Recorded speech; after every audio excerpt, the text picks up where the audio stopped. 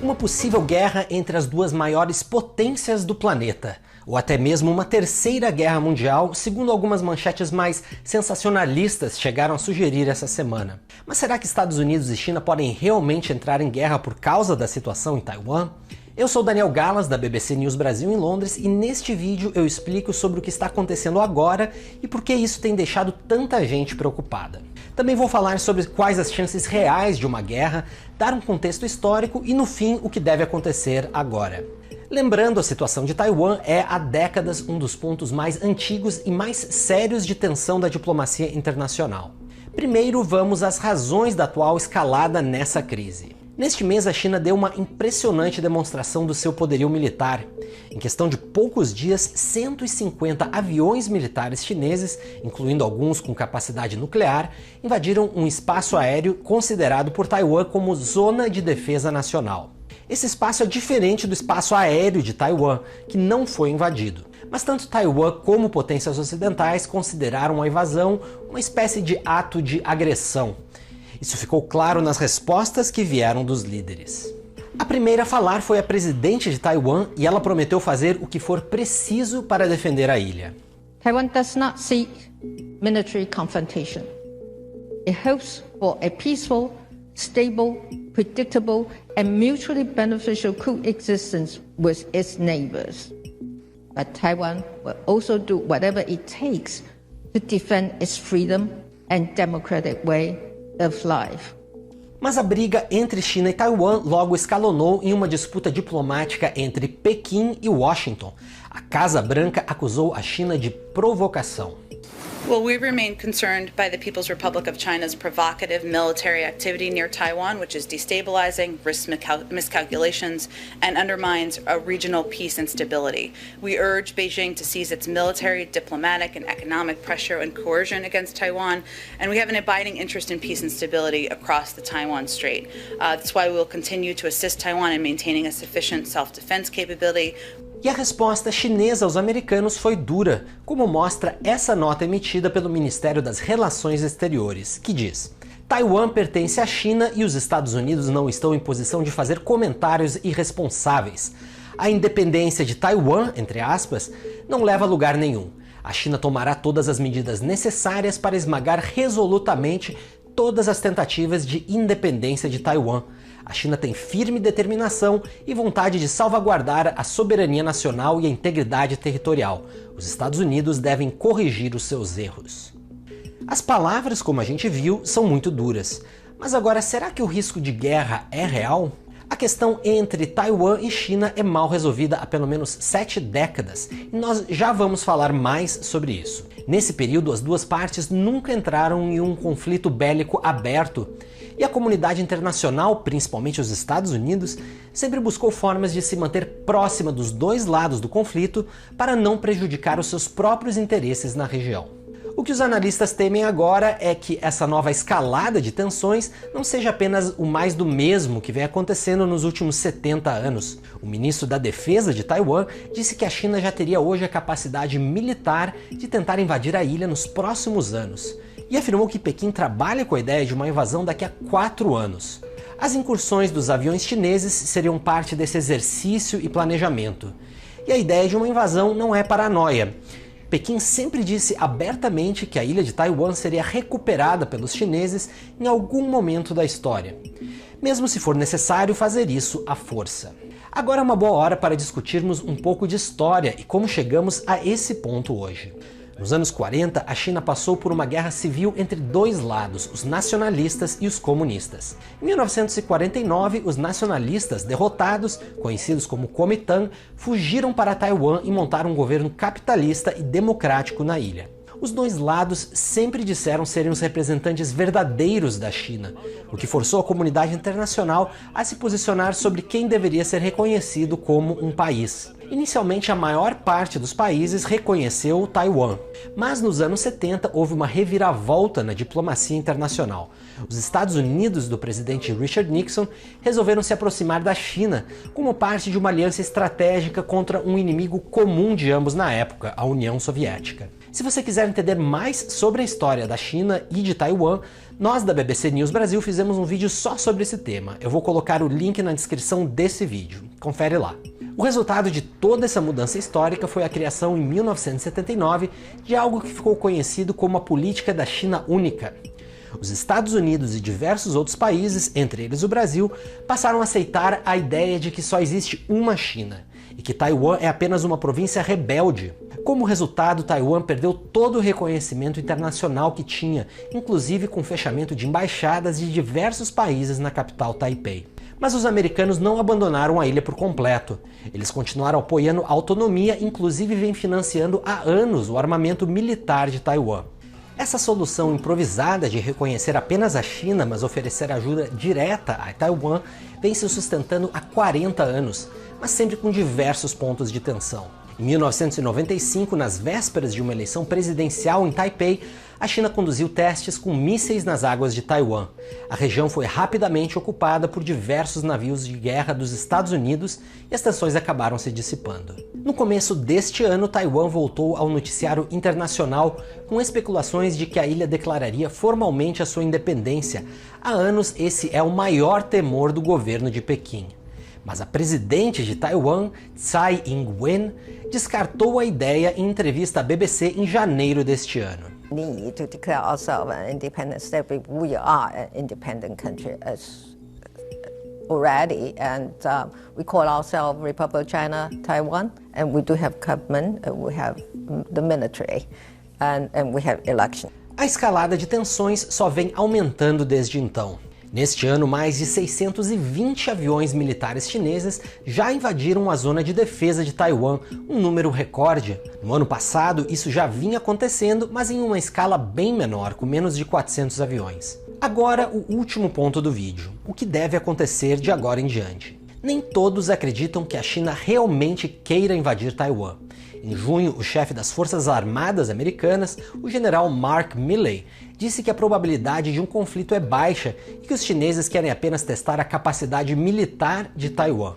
Mas essa visão não é consenso. Outros especialistas seguem alertando para a possibilidade real de a China tentar invadir Taiwan nos próximos anos, cumprindo a sua promessa histórica de um dia retomar o controle da ilha. Diplomatas americanos e chineses trabalham agora para tentar realizar uma cúpula virtual entre os presidentes Joe Biden e Xi Jinping nos próximos meses, justamente para discutir a questão de Taiwan. E é bom lembrar que a relação entre chineses e americanos está longe dos seus melhores dias. Há poucos dias, os Estados Unidos, Austrália e Reino Unido anunciaram um acordo histórico de segurança no Indo-Pacífico, tendo como principal objetivo conter o avanço da China. Negociado em segredo, o pacto militar, conhecido como AUKUS, permitirá, por exemplo, que a Austrália construa submarinos de propulsão nuclear pela primeira vez, a partir de tecnologia americana. Essa é a maior parceria no setor de defesa em décadas para esses países, que têm demonstrado preocupações nos últimos anos com a crescente presença militar da China na região dos oceanos Índico e Pacífico. Em reação ao anúncio, a Embaixada da China em Washington acusou os países de mentalidade de Guerra Fria e preconceito ideológico. As potências ocidentais também criticam a expansão de operações militares chinesas no Mar do Sul da China. Essas próprias potências também aumentaram sua presença militar na região nos últimos anos, o que tem contribuído cada vez mais para a ideia de que algum tipo de conflito pode eventualmente acabar acontecendo. E por causa desse caldeirão de tensões, a questão de Taiwan segue sendo, depois de 70 anos, uma das mais explosivas da diplomacia internacional. Eu fico por aqui. Gostou do vídeo? Deixe o seu comentário ali embaixo e até a próxima.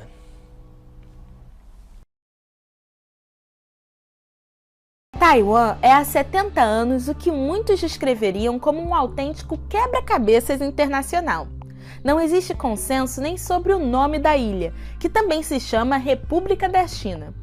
O fato é que até hoje a situação está indefinida. Eu sou Malu Cursino, da BBC News Brasil, e neste vídeo vou explicar por que Taiwan é um assunto tão polêmico, alvo de tantas saias justas internacionais. Mas antes, dá uma olhada neste mapa. A ilha de Taiwan tem 36 mil km² de extensão, um terço do tamanho de Cuba, e fica aproximadamente 200 km distante da maior ameaça à sua existência, segundo os próprios taiwaneses, a República Popular da China. Tanto Taiwan quanto a República Popular da China se consideram a verdadeira China, E as divergências entre ambas as partes acabam gerando instabilidade não só na região, mas também no resto do mundo.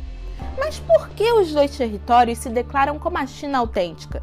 E por que essa relação é tão problemática? Para entender as atuais divergências entre China e Taiwan, precisamos voltar ao ano de 1945. Naquela altura, a ilha estava sob controle do Japão, que havia derrotado a dinastia chinesa Qing 50 anos antes. Depois da rendição do Japão na Segunda Guerra Mundial, a então República da China, uma das vencedoras do conflito, retomou o controle sobre Taiwan. Mas a China continental já vinha enfrentando desde 1927 uma guerra civil. De um lado estavam os republicanos nacionalistas do Kuomintang, liderados por Chiang Kai-shek, que governava o país. E do outro, os comunistas chineses conduzidos por Mao Tse-tung.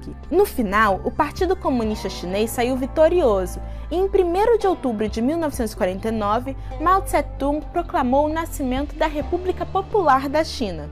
2 meses depois, Chiang Kai-shek, que havia perdido a guerra na China continental, implantou seu governo nacionalista em Taiwan e declarou Taipei como a capital provisória da República da China. Pelo menos 1,5 milhão de pessoas, principalmente soldados políticos do Kuomintang e elites intelectuais e empresárias chinesas, seguiram o líder nacionalista e se estabeleceram em Taiwan. Chiang Kai-shek continuou declarando seu governo como a única autoridade legítima da China e implantou em Taiwan uma lei marcial que duraria até 1987. Desde então, Pequim passou a tentar recuperar o controle sobre a ilha, inclusive por meio da força se necessário. Após o fim da Segunda Guerra Mundial, o governo de Kuomintang se manteve na Organização das Nações Unidas e conseguiu um lugar permanente no Conselho de Segurança da instituição. Na época, muitos países ocidentais reconheceram os nacionalistas como o único governo chinês, ao passo que o regime comunista de Mao era considerado ilegítimo. Tudo isso, vale lembrar, em meio ao contexto mundial de enfrentamento ideológico da Guerra Fria. Taiwan tinha o apoio dos Estados Unidos, que temiam que a ilha caísse em mãos comunistas, como já havia acontecido com a Coreia do Norte no início dos anos 50 e depois com o Vietnã. Só que a situação mudou radicalmente a partir de 1971. Neste ano, os Estados Unidos e a China tinham o mesmo adversário, a União Soviética. Isso facilitou a aproximação diplomática dos dois países, que eram rivais de longa data. Nesse contexto, em outubro de 1971, a ONU reconheceu a República Popular da China, ou seja, o governo comunista de Mao Tse-tung, como o único representante legítimo da China perante a organização. 8 anos depois, em 79, os Estados Unidos fizeram o mesmo, apesar de ainda assim continuarem sendo o aliado mais importante de Taiwan. Os americanos garantiram o fornecimento de armas ao governo da ilha e fizeram um alerta a Pequim, dizendo que qualquer ataque a Taiwan constituiria uma grave preocupação. Esse posicionamento se mantém até hoje e, como eu disse no início do vídeo, Taiwan tem uma situação indefinida, um reconhecimento internacional limitado. A partir dos anos 70, o número de países que reconheciam o governo de Taiwan como legítimo na China foi caindo de forma constante. Hoje em dia, só 15 estados consideram a República da China, ou seja, Taiwan, um estado soberano.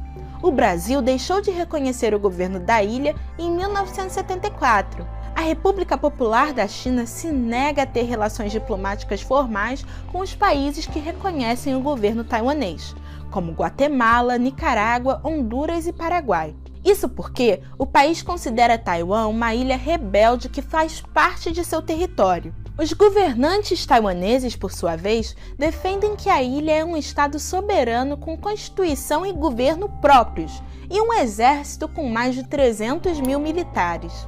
Taiwan já não faz parte de praticamente nenhuma organização internacional, como o Comitê Olímpico Internacional e a Organização Mundial da Saúde. Após anos de hostilidades e tensões, Pequim propôs nos anos 80 uma solução que pode ser resumida na frase "um país, dois sistemas", parecida com o que já existe em Hong Kong. Em troca da promessa de uma autonomia significativa, a ilha deveria aceitar a unificação com a China. Mas Taiwan recusou o acordo. Em 1991, a ilha desistiu oficialmente da intenção de retomar o controle sobre a China continental. Até lá foram feitas várias tentativas de diálogo, mas todas fracassaram. Em 2005, a China aprovou uma lei anti-secessão, ou anti-separação, que estabeleceu o direito do país de recorrer a medidas não pacíficas contra Taiwan em caso de tentativas de separação. O atual governo de Xi Jinping, inclusive, já alertou várias vezes que se Taiwan declarasse independência, ele poderia recorrer ao uso da força. Ainda não falamos de um ponto importante, que é a economia de Taiwan. Na década de 70, a economia taiwanesa era a segunda que mais crescia em toda a Ásia, apenas atrás do Japão. A ilha, inclusive, faz parte do grupo chamado de Tigres Asiáticos, junto com Hong Kong, Coreia do Sul e Singapura, e tem até hoje uma economia pujante. Apesar das divergências diplomáticas entre Taipei e Pequim, as relações econômicas entre as duas partes têm crescido consideravelmente. Empresas taiwanesas já investiram dezenas de bilhões de dólares na China, e pelo menos 1 milhão de taiwaneses vivem na China continental. Atualmente, Pequim tem relações comerciais muito próximas com Taiwan, o que é visto por alguns analistas como uma renúncia de fato à autonomia por parte da ilha. Outros especialistas, no entanto, consideram esses laços econômicos um possível freio a uma intervenção militar da China continental na ilha, já que um conflito poderia trazer prejuízo à economia do país. Mas a verdade é que as relações entre China e Taiwan são um assunto complexo e cheio de detalhes curiosos. Vou contar um deles. Nos anos 70, o líder Mao Tse-tung estava buscando o reconhecimento diplomático da China comunista. Como parte desse esforço, ele decidiu convidar um time de tênis de mesa americano para jogar partidas de exibição no país em 1971. Os jogadores e os jornalistas que vieram na viagem seriam os primeiros americanos a pisar na China continental em mais de 20 anos. As partidas foram um sucesso e marcaram o início da quebra de gelo nas relações entre Estados Unidos e China. Menos de um ano depois, o presidente americano Richard Nixon realizou a sua histórica visita oficial ao país asiático. A visita do chefe de Estado ratificou a aproximação diplomática entre os dois países, que culminaria no reconhecimento oficial por parte dos Estados Unidos à República Popular da China em 1979. A estratégia de usar o tênis de mesa para diminuir a tensão nas relações foi batizada como diplomacia do ping-pong. É isso, eu fico por aqui. E se você gostou desse vídeo, não se esqueça de se inscrever no nosso canal no YouTube e nos seguir nas redes. Assim você fica sabendo toda vez que tiver um vídeo novo. Até a próxima!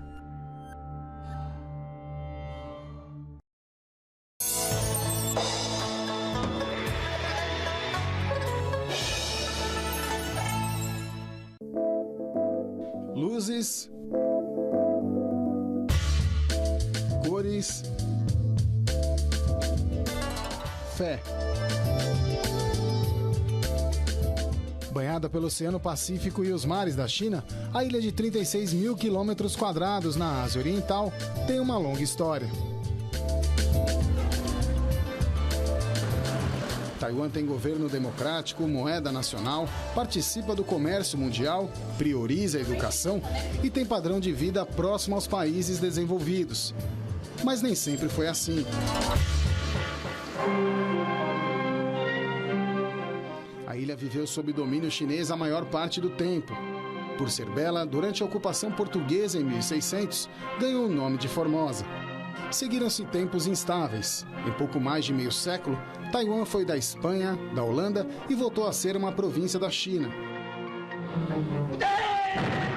Em 1895 foi dado como indenização ao Japão, que venceu a Primeira Guerra entre os dois países. Nesse período, a população taiwanesa, ela aprendeu a língua japonesa, ela viveu sob a cultura japonesa, a população falava japonês e até na Segunda Guerra Mundial, essa população de Taiwan lutou do lado do Japão, porque se consideravam japoneses. Mas o Japão foi derrotado na Segunda Guerra Mundial e Taiwan voltou para a China. Em 1949, quando os nacionalistas, derrubados pela Revolução Chinesa, fugiram das forças comunistas de Mao Tse-tung, a ilha se transformou numa terra de exilados. 1 milhão de chineses e a elite econômico e intelectual atravessaram o estreito ao lado de Chiang Kai-shek, o presidente deposto, deixando a República Popular da China para trás. Chiang transferiu a sede de seu governo para Taipei, a capital taiwanesa. Tinha um processo ali de maior liberdade do que na China continental, mas o partido Kuomintang, durante muito tempo, né, se preservou no poder, então, na verdade, você tinha alguma alternância de lideranças, mas o partido sempre era o mesmo partido no poder. Depois de meio século, em 1996, a população de Taiwan pôde escolher o presidente em eleições diretas com vários partidos. Nas últimas eleições, há 2 anos, pela primeira vez uma mulher foi eleita presidente. Tsai Ing-wen, defensora da independência de Taiwan diante da China, teve mais de 60% dos votos.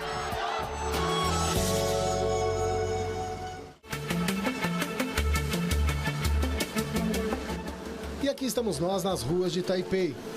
E lá vem os taiwaneses na hora do rush, no transporte preferido. São 24 milhões de pessoas e 21 milhões de motos em toda a ilha. Elas tomam conta das ruas na volta para casa, numa cena que impressiona qualquer turista. Esta motociclista de 22 anos diz que o trânsito é perigoso mesmo, mas o veículo é muito prático, por isso vale a pena. Nós estamos ao lado de uma estação do metrô e muitas pessoas que utilizam esse transporte vêm para cá de bicicleta. O curioso é que as bikes ficam o dia inteiro estacionadas, completamente soltas. Dá para ir e voltar do trabalho despreocupado, porque ninguém rouba. Como não há ciclovias, muitos ciclistas dividem as calçadas com os pedestres. Taiwan é conhecida como a terra dos 5.000 templos. São budistas, taoístas e confucionistas. As construções impressionam pelos detalhes. Caminhando pela cidade é possível ver prédios modernos dividindo espaço com templos milenares. Na verdade, isso foi o ensinamento do Buda, que a gente tem que deixar o templo fácil, acessível, né, para o povo. Imagina se o povo precisar de algo, né, orientação, ele tem que ir longe. Os níveis de poluição da ilha já foram considerados alarmantes pela Organização Mundial de Saúde devido à produção industrial e às termoelétricas. As autoridades orientavam as pessoas a se protegerem com máscaras em ambientes abertos. Hoje, a poluição está controlada, mas o costume ficou. Agora uma cena que já foi comum, mas hoje é rara por aqui. A única moradora de rua que encontramos durante a semana.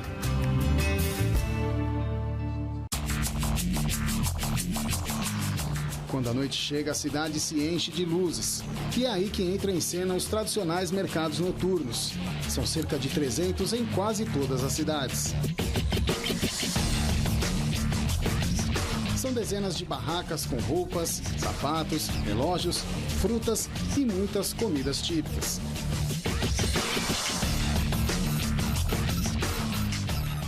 Estou chegando agora em uma barraca típica aqui da feira para experimentar algumas coisinhas. Wanan? Tá, se chamar?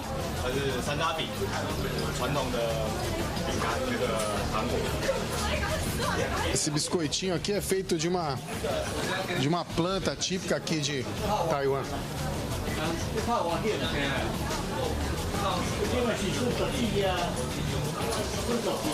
Lembra um morango lá no Brasil. Tá, se chamar?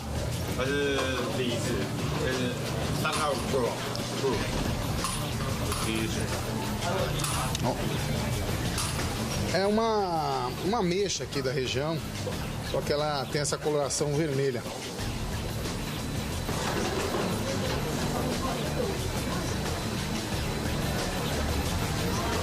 Meio doce, meio picante, o gosto bem diferente. Wanan? One, thank you. Thank you. No meio dessa confusão, algumas pessoas encontram tempo e espaço para fazer as unhas e até um tratamento facial. E alguns vêm só para dar uma olhadinha. A gente pode encontrar muitas coisas, né? E lançamento, E coisas são interessantes, as coisas pequenas, não muito caro, né? Não é caro e não é chique, mas é um ponto de encontro importante por aqui.